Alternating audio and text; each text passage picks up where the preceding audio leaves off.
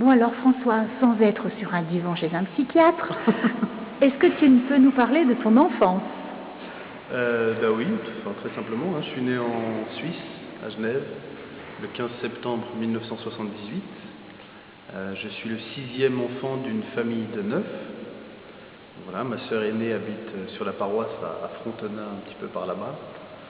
Et donc j'ai eu une enfance normale jusqu'à l'âge d'environ 11 ans, où là j'ai commencé à prendre un petit peu les chemins de traverse. J'étais ce qu'on pourrait appeler le mouton noir de la famille. Donc voilà. Et alors le mouton noir, comment ça se concrétise un mouton noir? C'est des sottises? C'est plus que des sottises, c'est des grosses bêtises, je crois. D'accord. Et donc à partir de quel moment tu reviens dans le droit chemin? Je suis revenu dans le droit chemin il y a maintenant presque 10 ans, à l'occasion du décès de ma grand-mère. Là, je me suis posé des questions sur ma vie, sur la foi, sur la vie après la mort aussi, et où j'ai essayé de chercher des réponses, et puis finalement, je les ai trouvées auprès de Dieu. Des études? J'ai fait des études, j'ai fait le conservatoire de théâtre. D'accord, donc un bac d'abord ou pas? Alors, la maturité fédérale, on appelle en Suisse, parce que j'ai fait toutes mes études en Suisse. Toutes tes études en Suisse, J'ai habité en Suisse quasiment toute ma vie, sauf les étés où on venait à Tuellin, juste à côté. Alors, quel est le lien entre la Suisse et l'Isère? Comment Ma mère est de Morestel. Voilà. Ma mère est de Morestel, donc voilà, donc on venait à Tuellin tous les étés en vacances, dans une maison qui appartenait à la famille de mon père, maintenant qui nous appartient à nous. Et donc on venait là pour passer nos étés. Donc c'est une terre que j'aime beaucoup et que j'apprécie. Tu disais que de l'Isère, tu aimais les odeurs, les habitants, les espaces verts. Exactement, oui. Non, c'est vraiment une belle région parce qu'elle est très différente, qu'on soit dans le nord Isère ou dans le sud Isère. C'est vraiment une région qui a un large panel de populations, et avec des populations qui peuvent être de premier abord assez froides, difficiles d'approche. Puis finalement, on se rend compte que lorsqu'on rentre en contact avec ces personnes, petit à petit, on voit toute la richesse qui s'y cache. C'est comme le paysage en hiver où ça a l'air froid avec la neige blanche partout, et puis finalement, en arpentant les sentiers, on voit les merveilles qu'il y a dans ce paysage, quoi. Alors, on en était au conservatoire de théâtre. Oui, c'est ça. Un conservatoire où? Pourquoi le choix du théâtre? Alors, le choix du théâtre parce que dès tout petit, je voulais faire du théâtre. Quand j'étais petit, ma grand-mère me passait des films de Louis de Funès. Et donc je regardais Louis de Funès et je me posais la question de savoir comment est-ce que les personnes étaient à l'intérieur de ce petit cadre et comment ils étaient rentrés dedans. Je cherchais l'entrée par derrière, mais je ne la trouvais pas. Jusqu'au jour où j'ai fini par comprendre comment ça se passait. D'accord. Donc voilà. Donc j'ai fait le conservatoire de théâtre parce que j'ai toujours aimé jouer la comédie et ça m'a toujours plu au fait. Donc en fait là tu es acteur. Ah non, tu es diplômé, tu es un grand acteur. Ah oui, alors ça y est, comme j'ai fait le conservatoire de théâtre, j'ai travaillé. Au fait, le conservatoire se passe, on fait des préparations de spectacles, et puis on fait des présentations de spectacles après, qui comptent aussi pour audition. Et on en fait plusieurs par année, donc c'est un travail qui est assez intensif. Et puis après, d'année en année, il y a des échelons à gravir, et puis on écrème. Donc voilà, moi je ne suis pas allé au bout parce que j'ai arrêté avant, comme je me suis converti avant la fin de mon conservatoire. D'accord, alors on est à quelle période là? On est aux environs des années 2000. Donc tu as 18 ans? Non, 28.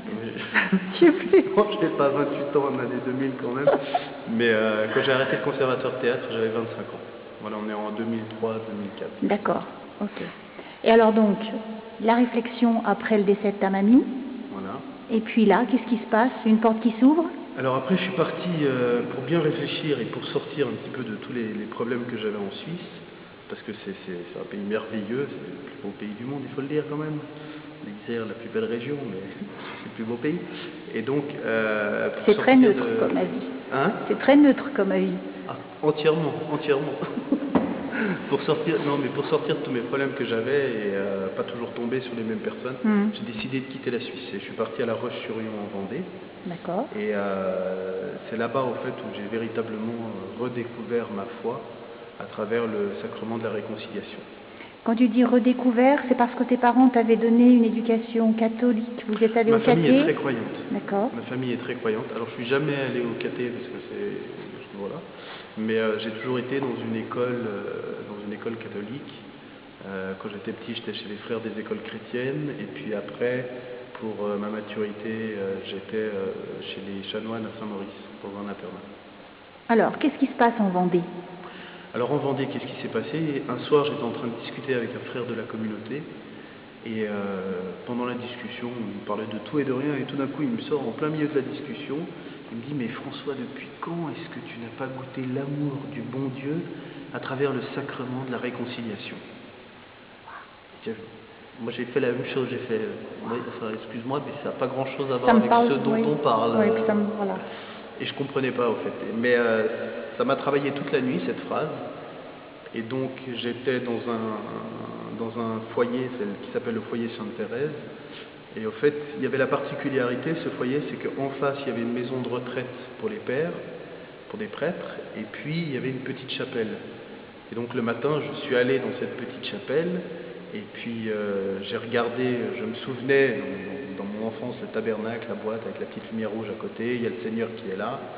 Et donc je me suis approché, j'ai regardé, et puis j'ai dit, bah écoute, Seigneur, si tu veux que je me confesse, moi je veux bien me confesser, mais pour me confesser, j'ai besoin d'un prêtre. Si j'ai pas de prêtre, je me confesse pas. T'as 2 secondes. Et j'avais pas fini de dire t'as 2 secondes qu'il y a un prêtre qui est passé devant moi. J'ai pas eu le choix, quoi. Je me suis levé, j'ai suivi le prêtre, puis j'ai demandé de pouvoir me confesser. Et alors, il m'a dit oui, attendez, je vais exposer le Saint-Sacrement, et pour les autres personnes qui étaient présentes dans la chapelle, et puis après je reviens et puis je vous confesse. Et donc je suis resté dans la sacristie, il est allé exposer le Saint-Sacrement, il est revenu, et là j'ai commencé à me confesser. Ça devait faire plus d'une quinzaine d'années que j'étais pas retourné à confesse. Beaucoup de choses à dire? Beaucoup de choses à dire, et j'ai dit beaucoup de choses. Plus j'en disais, plus ça me culpabilisait, ça m'écrasait un peu, parce que je me rendais compte de tout ce que j'avais fait comme mal. Mais je voyais ce prêtre qui, lui, par contre, avait un visage qui devenait de plus en plus souriant et de plus en plus joyeux. Et moi, je me disais, en confessant, j'avoue, je me disais, mais il ne peut pas écouter ce que je dis, enfin, on ne peut pas entendre ces choses-là et puis avoir un sourire pareil, quoi, c'est pas possible. Et lorsque la confession s'est terminée, il m'a dit, écoutez, vous venez de faire une joie immense dans le cœur de Dieu, parce que dans l'Évangile, Matthieu nous dit, il y a plus de joie au ciel pour un pécheur qui se convertit que pour 99 justes qui y rentrent. Donc vous venez de créer à Dieu plus de joie que les 99 personnes qui pourraient être dans la chapelle en ce moment. Et alors là, moi, ça a été bouleversé. Ça m'a complètement bluffé. Et après, il m'a dit, eh bien, écoutez, voilà, comme pénitence, vous allez devant le Saint-Sacrement et vous lui dites merci pour sa miséricorde. Donc je suis allé devant le Saint-Sacrement et j'ai dit, bah écoute, merci pour ta miséricorde. Et à ce moment-là, je me suis mis Tout était évident. À fondre en larmes et à avoir un feu qui m'a pris de partout à l'intérieur de moi. Et le bonheur, au fait, que j'avais cherché à travers plein de paradis artificiels durant toute ma vie, ben, je le trouvais là, en face de moi. Voilà. Ah oui, c'est une belle histoire. Hein. Ah, oui, c'est ça. Tu peux être fier de ton histoire. C'est les beautés du Seigneur. Donc, la décision d'entrer au séminaire? La décision d'entrer au séminaire est venue 2 ans après. D'accord. Alors 2 ans pendant lesquels tu as fait quoi? 2 ans pendant lesquels j'ai fait un DUG de littérature. Ah, voilà. Intéressant. J'ai fait un DUG de littérature tout en donnant des cours de théâtre et faisant de la mise en scène pour pouvoir payer mes études. D'accord. Et puis après, donc là c'était une retraite, c'était le 24 avril 2005. Oui. Donc il n'y a pas si longtemps que ça. Et le thème de la retraite était tiré de l'évangile de Luc, lorsqu'il y a l'aveugle Bartimée qui n'arrête pas d'appeler Luc, et puis qui n'arrête pas d'appeler Jésus, et Jésus qui lui dit « Que veux-tu que je fasse pour toi ?»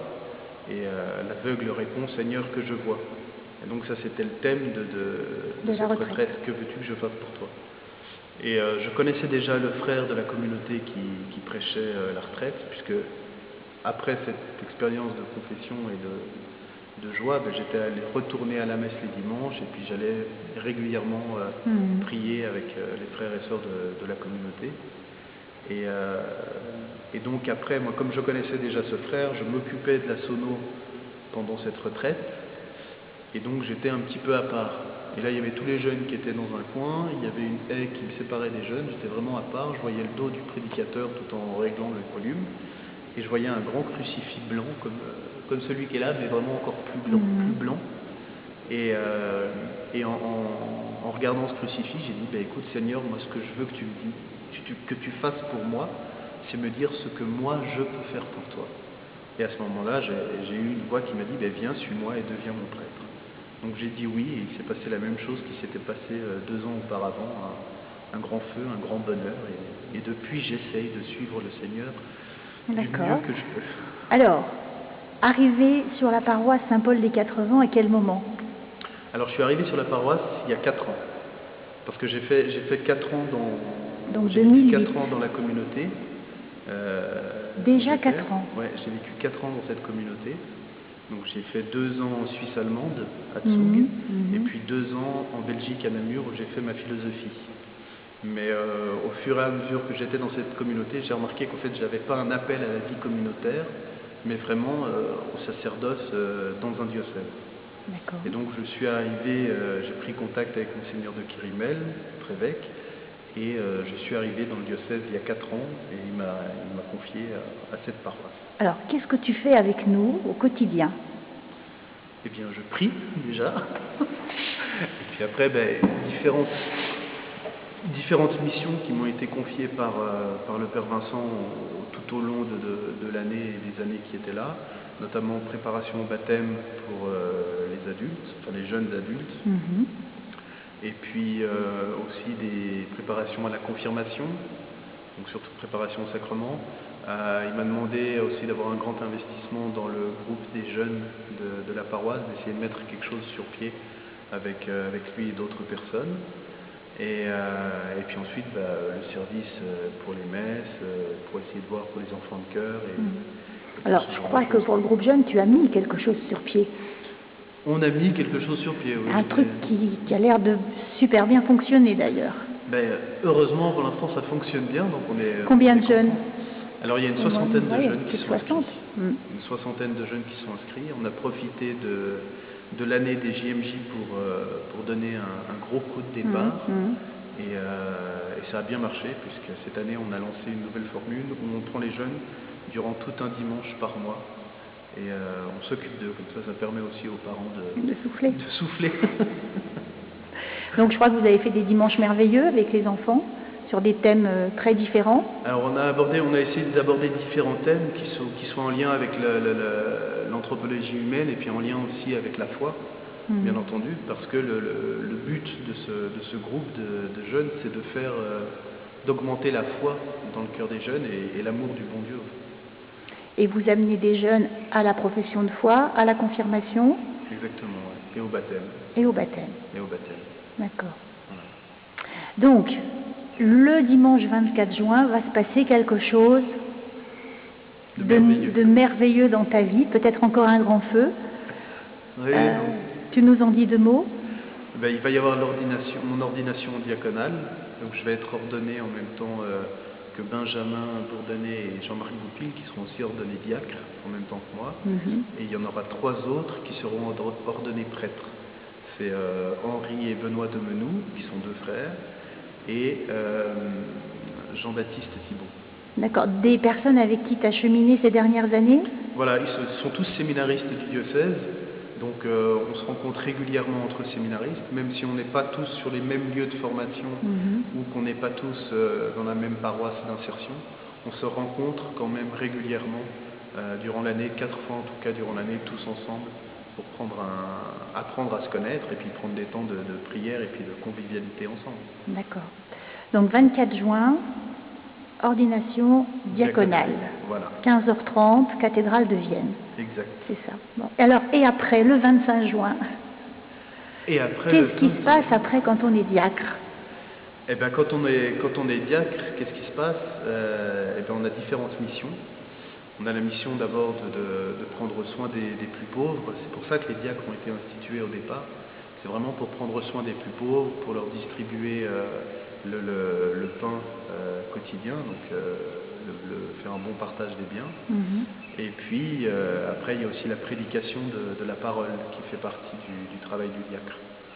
Donc concrètement, ça se passe comment? Ça se passe en allant visiter les personnes âgées, en allant visiter les malades, et puis en proclamant l'évangile lors des réunions eucharistes, des assemblées eucharistiques. D'accord. Durant la messe. Des projets pour cet été? J'ai pas mal de projets cet été. Je commence par une mission d'évangélisation sur Grenoble pendant une semaine, une mission dont je suis coordinateur avec le père Patrick Royer et puis le père Loïc Lagadec, donc, qui sont sur Grenoble tous les deux. Et puis après, quand même 2 semaines de vacances, que je respire. Parce qu'après, il y a le pèlerinage diocésain à Lourdes, et là je suis responsable du groupe Avenir, qui est un groupe de jeunes, qui part avec le pèlerinage. Et puis après... Je crois que... Et puis après... Heureusement, il n'est que 3 heures. Heureusement, oui. Après le pèlerinage diocésain de Lourdes, j'ai un pèlerinage en Terre Sainte, avec les séminaristes justement et les jeunes prêtres. Oh, c'est formidable. Et alors tu pars en Terre Sainte à quelle date? Fin août, mi-août? Moi je pars en Terre Sainte, j'ai la chance de partir à l'avance parce que il y a un des pères organisateurs qui m'a demandé de les accompagner pour leur filer un coup de main pour repérer encore 2-3 endroits avant. Donc moi je pars du 6 au 24 août. Ah oui, carrément. Carrément. Donc on va faire ce qu'on appelle une BST, c'est une Bible sur le terrain. On prend sa Bible et puis on se balade en Israël en lisant les passages qui correspondent au lieu où on est. Donc voilà, donc ça va être un beau moment. D'accord. Septembre, tu prépares la rentrée paroisse Saint-Paul des 4 Vents ou tu auras d'autres vents? J'aurai d'autres vents. Voilà, l'évêque m'a confié une autre mission. Des vents secrets. Voilà, pour l'instant il a demandé qu'on soit discret sur ça. Bon. Et alors, après, un an va passer avant ton ordination de prêtre. Exactement. D'accord, qui est situé donc certainement en juin de l'année prochaine. En juin de l'année prochaine, certainement. D'accord. Et alors après, tes projets? Après, je pense que je serai encore dans la paroisse où je serai en tant que diacre. D'accord. Mais ensuite, je ne sais pas, l'évêque peut toujours me demander de repartir, prendre des études quelque part. Est-ce que toi, tu as des projets spécifiques ou au cours de ta carrière de prêtre, est-ce que tu as des envies, par exemple de l'humanitaire ou des missions très très particulières? Moi, je suis bien en Isère, donc mon seul désir est de faire découvrir le Seigneur au plus de monde possible, en fait. Donc voilà. Et je crois qu'en Isère, on a déjà pas mal de boulot, qu'il n'y a pas besoin forcément de partir à l'autre bout du monde pour faire découvrir le Seigneur. Alors pour terminer, François, juste qu'est-ce que tu retiens de ton passage à Saint-Paul des 4 Vents? Qu'est-ce que tu as le plus aimé? Comment cette paroisse t'a le plus enrichi? C'est les rencontres avec les différentes personnes et puis avec les jeunes aussi notamment, les familles. Et je crois qu'il y a un grand dynamisme dans cette paroisse et une belle unité. Je crois que c'est très, très appréciable quand on est séminariste ou même quand on est curé d'être sur une paroisse comme ça. Parce que ça peut aider à avancer véritablement et à faire un beau travail pour tous ensemble aller vers le Seigneur. Ça sera le mot de la fin, tous ensemble vers le Seigneur? Voilà, tous ensemble vers le Seigneur, exactement. Merci François. Mais de rien.